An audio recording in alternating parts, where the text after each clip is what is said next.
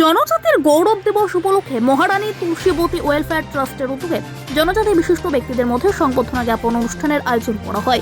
উপস্থিত ছিলেন মুখ্যমন্ত্রী ডক্টর মানিক সাহা, বিজেপি প্রদেশ সভাপতি রাজীব ভট্টাচার্য, মন্ত্রী বিকাশ দেববর্মা, পশ্চিম ত্রিপুরা জেলাশাসক ডক্টর বিশাল কুমার সহ অন্যান্যরা। আমাদের জনজাতিদের মধ্যে এত বেশি ইউথের মধ্যে এখন ড্রাগ এডিকশন হয়েছে, sir please you do something for that. আমি ওনাদেরকে বললাম যে এই যে ড্রাগসের নিয়ে আমরা তো সরকারের পর্যায়ে আমাদের যে আজকে বিশেষ করে যে এইচআইভি ইনফেকশন হোক, এইডস নিয়ে আমরা কিন্তু এইডস কন্ট্রোল সোসাইটি ওরা কাজ করছে।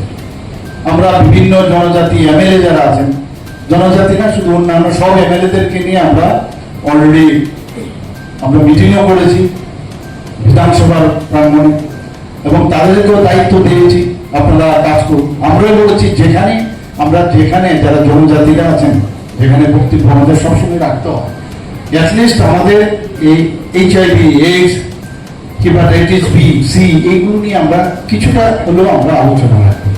সেখানে আমাদের দিল্লিতে প্রদর্শিত হবে না কেন? তার প্রচেষ্টা করা হবে না? আমাদের ঋষা এখানে আমাদেরকে ঋষা দিয়ে সম্বর্ধনা করেছে।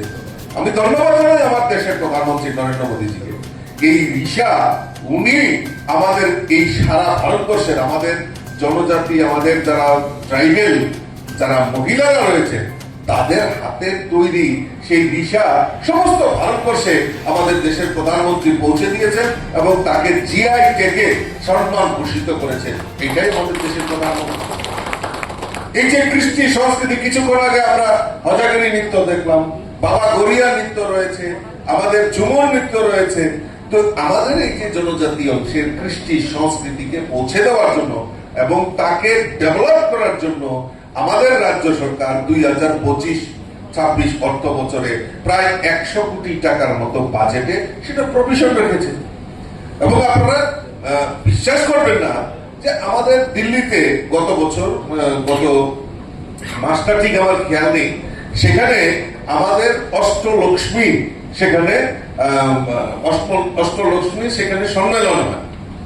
আমাদের দেশের প্রধানমন্ত্রী নরেন্দ্র মোদীজি ছিলেন এবং এই 8টি রাজ্যের 7 সিস্টার তো আমরা জানি, 7টা রাজ্য রয়েছে উত্তর পূর্বাঞ্চলে, তার সঙ্গে সিকিমকে এড করে অষ্টলক্ষ্মীর মহাসম্মেলন ভারত মণ্ডপে দিল্লিতে সেখানে অনুষ্ঠিত হয়েছে। মাননীয় মুখ্যমন্ত্রী সেখানে ছিলেন, আমারও সৌভাগ্য হয়েছে সেখানে থাকা এবং সেদিন নিজেকে খুব গর্বিত মনে করেছি যে এত বড় মঞ্চ, এত বড় স্টেজ, আর সেখানে আমাদের জনজাতিদের গান এবং নৃত্য সেখানে উপস্থাপন হয়েছে।